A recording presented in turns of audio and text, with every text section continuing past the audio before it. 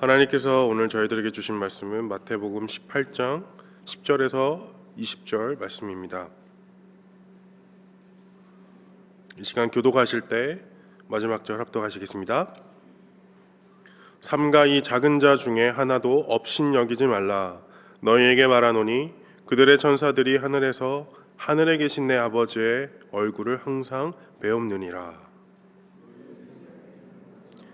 만일 어떤 사람이 양 100마리가 있는데 그 중에 하나가 길을 잃었으면 그 99마리를 산에 두고 가서 길 잃은 양을 찾지 않겠느냐. 진실로 너희에게 이르노니 만일 찾으면 길을 잃지 아니한 99마리보다 이것을 더 기뻐하리라.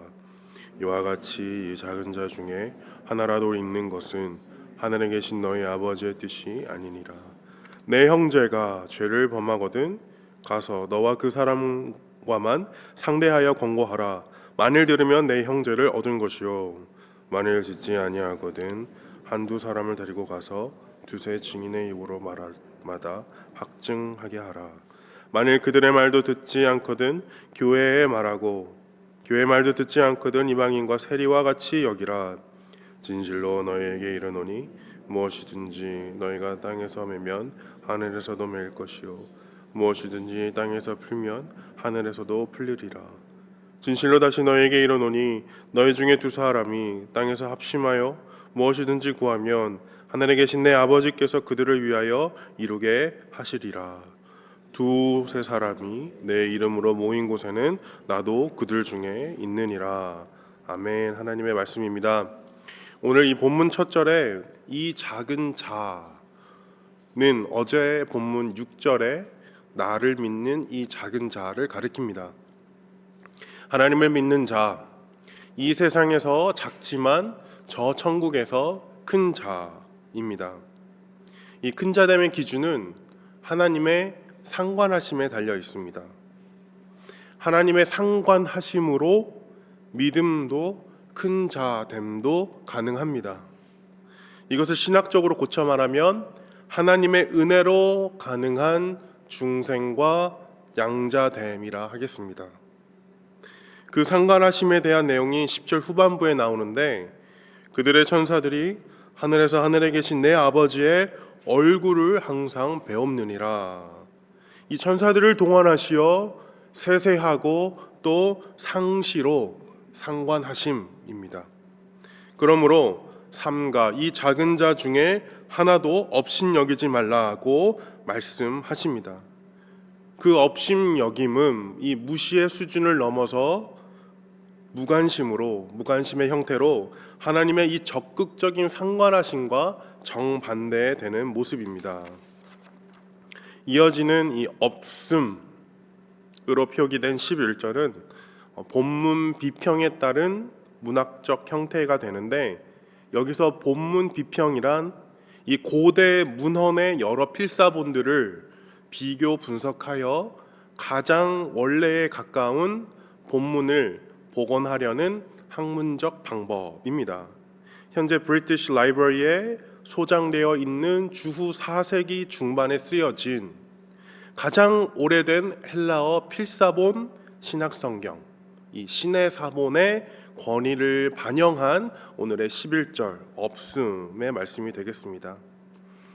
개역 한글 구판을 포함한 일부 후대 사본들에는 이 공간복음서 간의 조화를 반영하여 누가복음 19장 10절에 인자가 온 것은 잃어버린 자를 구원하려 함이라 말씀이 이 없음이라는 말씀을 대신하여 쓰여져 있습니다. 두 경우 모두 이 잃어버린 자를 찾으시는 하나님이라는 이 맹점은 동일하나 말씀 삽입을 통해 예수님의 구원 사명이 중심이 되느냐 아니면 이 말씀 생략을 통해 업심여김에 대한 경고가 중심이 되느냐로 본문의 맥락이 나뉘게 됩니다. 이 또한 없음은 그 공백은 독자들로 하여금 긴장을 야기하게 합니다. 이 10절 업신여기지 말라는 경고로 인한 이 긴장의 연장선이 되고 12절로 이어지는 왜 업신여기지 말아야 하는가에 대한 이 명확한 이유에 대해 암묵적인 무게감을 실어주는 이 역할을 하게 됩니다. 12절 보시면 너희 생각에는 어떠하냐? 만일 어떤 사람이 양 100마리가 있는데 그 중에 하나가 길을 잃으면 그 99마리를 산에 두고 가서 길 잃은 양을 찾지 않겠느냐?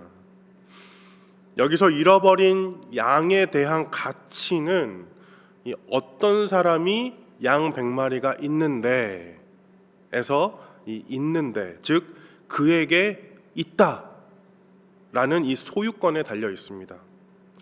즉 한때 누군가의 소유였기에 잃어버림이 성사되는 소유적 가치로 한때 창조주의 소유였기에 잃어버림이 성사되는 이 피조물의 소유적 가치, 그것은 과거적 소유에 지나지 않고 여전히 내 소유이고 기필코 찾아내어 내 소유의 온전함을 이루시겠다는 하나님의 현재 진행형 의지에 따른 가치입니다. 세상적으로 보면 이 잃어버린 양 한 마리는 이 소유된 99마리의 양에 비해 100분의 1의 가치밖에 되지 않는 것입니다. 세상의 셈을 통한 가치로는 업신받고 무시받고 잃어버린 바 되어도 무방하지만 예수님은 분명히 말씀하고 계십니다. 그 중에 하나가 길을 잃으면 그 99마리를 산에 두고 가서 길 잃은 양을 찾지 않겠느냐? 이것은 이미 소유된 99마리, 99마리보다 잃어버린 양 한 마리가 더 가치 있다라는 뜻이 아닙니다. 이 목자가 한 마리의 양, 이 잃어버린 한 마리의 양을 발견하기 때까지 모든 양들은 하나씩 한 마리씩 세어진 바 됩니다. 이처럼 주께 일일이 셈을 받은 그의 소유된 자들의 가치는 동일합니다. 다만 잃어버린 한 마리의 양이라도 그 소유권을 결코 포기하지 않으시는 목자의 인내하심이 중요한 것입니다.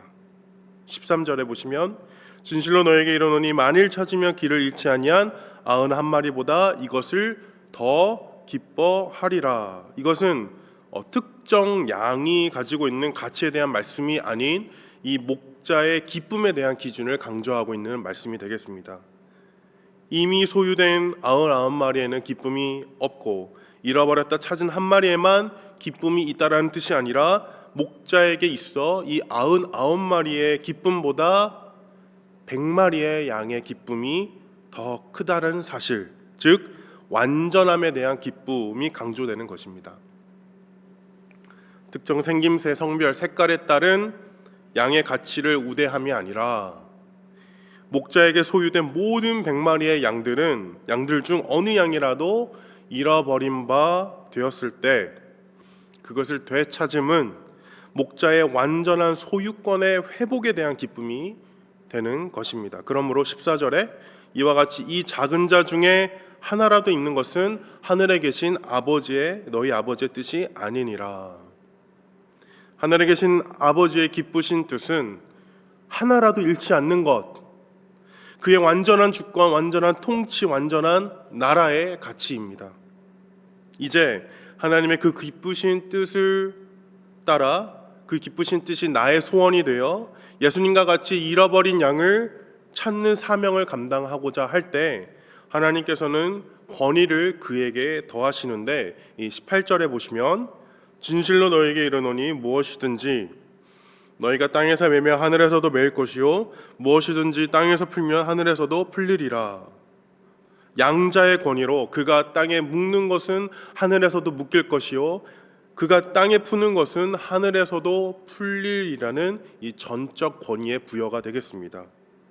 그 과정은 앞선 15, 16, 17절의 단계별로 나와 있습니다. 먼저 1대1로 권고할 것, 그것이 안 되면 나 외 다른 이들을 통해 확증을 더하여 권고할 것, 그것이 안 되면 교회를 통하여 권고할 것, 그것이 안 되면 이방인과 세리와 같이 여길 것. 반대로 앞선 이 세 가지 7위 과정 중 그가 돌이키면 그를 얻게 됨입니다. 1대1 다수, 그리고 교회로 이어지는 이 문장의 구조를 통해 치리함에 있어 최종적 위치에 놓인 교회의 권위가 부각됩니다. 그리고 이어지는 본문 마지막 두 절은 그 교회의 권위의 확증을 더하고 그 권위의 출처를 분명하게 나타내고 있는데, 19절 보시면 진실로 다시 너희에게 이르노니 너희 중에 두 사람이 땅에서 합심하여 무엇이든지 구하며 하늘에 계신 내 아버지께서 그들을 위하여 이루게 하시리라. 여기서 다시 너희에게 이르노니 말씀은 앞선 구절 속 드러난 이 교회의 권위에 대한 확증을 위함입니다. 또한 두 사람이 합심하여 구하며 하나님께서 그들을 위해 이루신다는 말씀을 통해 교회에 대한 하나님의 전적인 신뢰를 엿볼 수 있고, 그 신뢰를 통해 이 교회의 권위는 한 번 더 확증됩니다.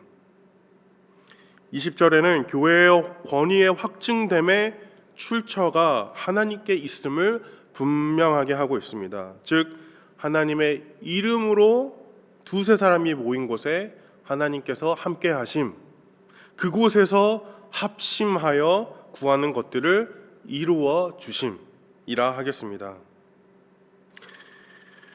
오늘 본문 말씀을 통해 성도된 저희들, 그리고 교회된 저희들이 기억해야 될 두 가지 함께 나누기 원합니다. 먼저 이 교회의 방향성은 잃어버린 양을 찾는 것입니다.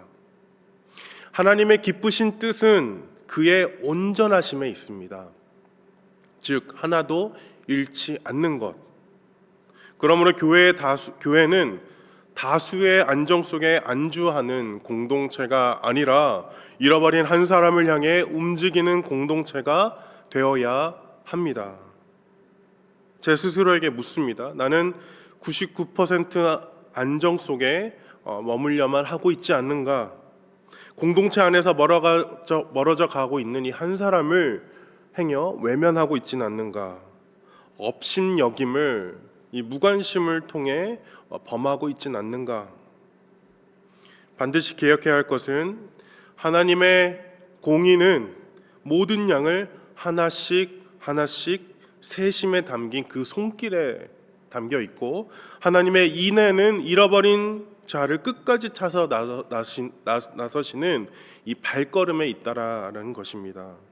그러므로 성도된 저희는 반드시 이 한 사람의 이름을 깊이 품고, 한 사람을 두고 높은 뜻을 따라 기도하고, 또 한 사람을 위해 넓게 움직이고, 한 사람을 긴 사랑으로 포기하지 않는 것입니다.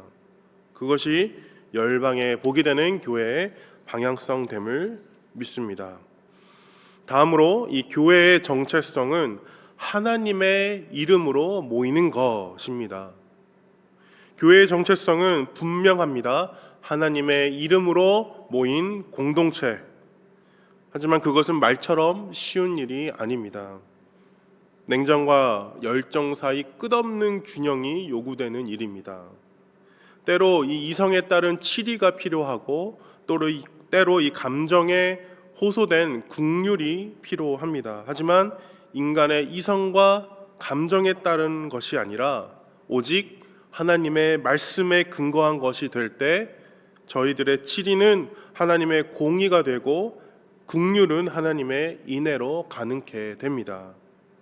여기서 말씀의 근거함은 곧 말씀의 성육신 되신 예수 그리스도를 따르는 것. 그렇습니다. 교회의 권위는 이 십자가에 담긴 치리와 긍휼 위에 세워집니다. 그 권위로 하나님의 기쁘신 뜻이 온전히 세워짐을 믿습니다. 그러므로 성도된 저희들은 늘 깨어 기도해야 합니다. 예수님처럼. 그러므로 저희는 합심하여 기도해야 합니다. 예수께서 골고다로 오르시기 전 제자들에게 요구하셨던 것처럼 하나님의 이름으로 모여 하나님의 뜻을 위해 기도할 때 오순절 다락방과 같은 성령의 역사가 온 유대와 사마리아 땅끝까지 이르는 이 초대교회의 복음 전파의 역사가 일어남을 믿습니다. 오늘도 이 새벽에 말씀으로 힘입어 기도의 자리를 지키시고 또 아버지의 기쁘신 뜻을 따라 잃어버린 양을 향해 찾아가시는 초대교회 모든 성도님들을 주님의 이름으로 축원드립니다.